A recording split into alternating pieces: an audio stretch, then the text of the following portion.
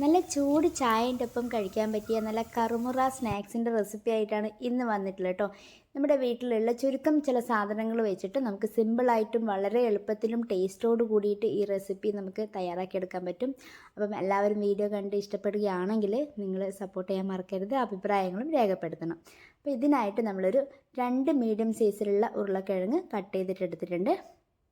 ഇത് മിക്സിയുടെ ജാറിലേക്ക് ഇട്ടുകൊടുക്കുക. ഒരു 1/4 കപ്പ് അല്ലെങ്കിൽ ഒരു 1/4 ഗ്ലാസ് വെള്ളം അതിലേക്ക് ഒഴിച്ചിട്ട് നല്ല ഫൈൻ പേസ്റ്റ് രൂപത്തിലൊന്ന് അരച്ചെടുത്തിട്ട് വരണം കേട്ടോ. ചെറിയ തരിതരിയായാലും കുഴപ്പമില്ല. നമ്മൾ ഇതിൻ്റെ കൂടെ കുറച്ച് ചോറും കൂടെ ആഡ് ചെയ്തിട്ട് വീണ്ടും നമ്മൾ അടിച്ചെടുക്കുന്നുണ്ട്. നമ്മൾ അരച്ചെടുത്ത ശേഷം അതിലേക്ക് 250 ml കപ്പാണ് കേട്ടോ ഞാൻ എടുത്തിട്ടുള്ളത്. ഒരു ചെറിയൊരു കപ്പ് ചോറും കൂടെ ചേർത്തിട്ട് ഒന്നുകൂടി നമ്മൾ അരച്ചെടുക്കുക. ശേഷം അതിലേക്ക് ഒരു ചെറിയ ക്യാരറ്റ് ഗ്രേറ്റ് ചെയ്തിട്ട് ഇടുക. ഒരു വലിയ സവാളയുടെ പകുതി ഭാഗമാണ് ഞാനിവിടെ എടുത്തിട്ടുള്ളത്. ചെറിയ രീതിയിലൊന്ന് കൊത്തി അരിഞ്ഞിട്ടെടുക്കുക. ഒരു തണ്ട് കറിവേപ്പില ഒന്ന് മുറിച്ചിട്ടിട്ടെടുക്കുക കേട്ടോ. ഇനി അതിലേക്ക് എരിവിന് ആവശ്യമായിട്ട് ഒരു നുള്ള് മുളക് പൊടി ചേർത്ത് കൊടുക്കുന്നുണ്ട്. ഒരല്പം മഞ്ഞൾപ്പൊടി ചേർത്ത് കൊടുക്കുന്നുണ്ട്. എരിവിന് നിങ്ങൾക്ക് മുളകിന് പകരം പച്ചമുളക് പൊടിക്ക് പകരം ഒരു പച്ചമുളക് ഇട്ട് കൊടുക്കുക കേട്ടോ. ഇതിലേക്ക് ഒരല്പം കായത്തിൻ്റെ പൊടിയും കൂടെ ചേർത്ത് കൊടുക്കുന്നുണ്ട്. ശേഷം ഒരു 1/4 കപ്പിൽ അരിപ്പൊടി ചേർക്കുന്നുണ്ട്. അതേ കപ്പിൽ തന്നെ നമ്മൾ ഒരല്പം ഗോതമ്പ് പൊടി കൂടി ചേർത്ത് കൊടുക്കുക. അരിപ്പൊടി നമ്മൾ പത്തിരിക്കൊക്കെ എടുക്കുന്ന പൊടിയില്ലേ, ആ പൊടി തന്നെ എടുത്താൽ മതി കേട്ടോ. ആവശ്യത്തിനുള്ള ഉപ്പും കൂടെ ചേർത്ത് കൊടുത്തിട്ട് നല്ല രീതിക്കൊന്ന് മിക്സ് ചെയ്തിട്ടെടുക്കാം. ഒരു വിസ്ക് വെച്ചിട്ട് നല്ല രീതിക്ക് മിക്സ് ചെയ്തെടുക്കുക. ഇച്ചിരി കട്ടിയായിട്ട് നിങ്ങൾക്ക് ഇരിക്കുന്നുണ്ടെങ്കിൽ ഒരല്പം കൂടെ വെള്ളം ചേർത്ത് കൊടുത്തിട്ട് വീണ്ടും അതൊന്ന് മിക്സ് ചെയ്ത് കൊടുക്കുക കേട്ടോ. ഒത്തിരി കട്ടിയായിട്ടല്ല, ഒരു ഇത്തിരി ലൂസി ടൈപ്പിൽ കേട്ടോ മാവ് ഉണ്ടായിരിക്കേണ്ടത്. അപ്പോൾ ഒരല്പം വെള്ളം കൂടെ ചേർത്തിട്ട് ഞാൻ വീണ്ടും അതൊന്ന് മിക്സ് ചെയ്തിട്ട് എടുക്കുന്നുണ്ട്. അപ്പോൾ ഈ ഒരു പാകത്തിനാണ് കേട്ടോ വേണ്ടത്. ഒത്തിരി ടൈറ്റായിട്ട് ഇരിക്കരുത്. ഈ ഒരു പാകത്തിൽ മാവ് കിട്ടിയ ശേഷം അതിലേക്കൊരു അല്പം മല്ലിയില ചേർത്ത് കൊടുക്കുക. മല്ലിയില ഏറ്റവും ലാസ്റ്റ് ചേർത്ത് കൊടുക്കണം. കാരണം നമ്മൾ സ്പൂൺ വെച്ചിട്ട് വീണ്ടും മിക്സ് ചെയ്യുമ്പോൾ ഒത്തിരി ഉള്ളിലേക്ക് ആയിപ്പോവരുത്. അപ്പം നമ്മുടെ കടിയുടെ ഉൾഭാഗത്തേക്ക് ഒത്തിരി മല്ലിയില ഇങ്ങനെ ഇറങ്ങി നിൽക്കും. അപ്പോൾ അത് ഒഴിവാക്കാൻ വേണ്ടിയിട്ട് ചെറിയ രീതിയിലൊന്ന് മിക്സ് ചെയ്ത് കൊടുത്താൽ മാത്രം മതി.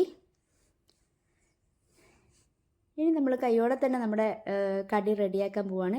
ആവശ്യമായിട്ടുള്ള എണ്ണ ഒഴിച്ചു കൊടുക്കുക. ആദ്യം തന്നെ ഒരല്പം വെള്ളത്തിൽ കൈ മുക്കിയ ശേഷം നമ്മൾ മാവിലേക്ക് ഇട്ടിട്ട് മാവ് കുറച്ചായിട്ട് എണ്ണയിലേക്ക് ഇട്ട് കൊടുക്കുക കേട്ടോ. നമുക്ക് ചിലപ്പോൾ അല്ലെങ്കിൽ മാവ് എടുക്കുമ്പോൾ കയ്യിൽ ഒട്ടിപ്പിടിക്കും.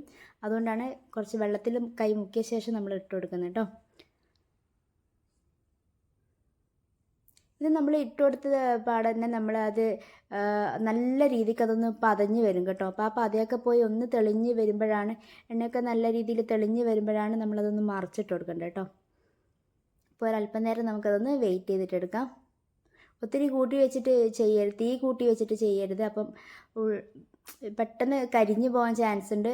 അത് മാത്രമല്ല ഉൾവശം വേവാതെ ഇങ്ങനെ ഇരിക്കും. അപ്പോൾ അതൊന്ന് ശ്രദ്ധിക്കുക. തീ കുറച്ച് വെച്ചിട്ട് മീഡിയം രീതിയിലൊന്ന് ചെയ്തെടുക്കുക. അപ്പോൾ നമ്മുടെ ഫസ്റ്റ് ട്രിപ്പ് തയ്യാറായിട്ടുണ്ട് കേട്ടോ. ഇതുപോലെ 2-3 തവണ ഇട്ടുകൊടുത്തിട്ടാണ് ഞാൻ കംപ്ലീറ്റും തയ്യാറാക്കി എടുത്തിട്ടുള്ളത് കേട്ടോ.